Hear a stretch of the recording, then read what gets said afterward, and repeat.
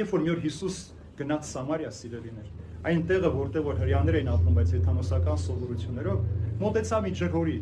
որից ջուր էր ուզում խմել, եւ մի կին, երբ որ եկավ ջուր խնդրեց, այդ կինն ասում է. դու հրեա ես, ինչպես ես ինձանից ջուր ուզում խմել։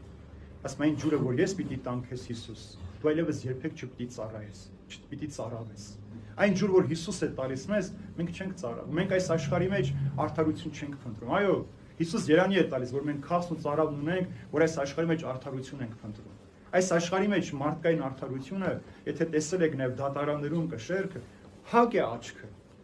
Աչքերը փակած են արդարության։ Այս աշխարհի արդարությունը չի կարող լինել այնպեսին, ինչպես Քրիստոս ինքն է ուզում, որ մենք տեսնենք։ Այս աշխարհի արդարությամբ, երբ որ մենք փորձենք մեր արդարացությունը, ճշմարտությունը հաստատել, մենք պիտի կորցնենք մեր հոգևոր արդարությունը։ Մենք պիտի կորցնենք այն հոգևոր վայրը, որտեղ որ Քրիստոս առաջարկում է գալ ու բնակվել։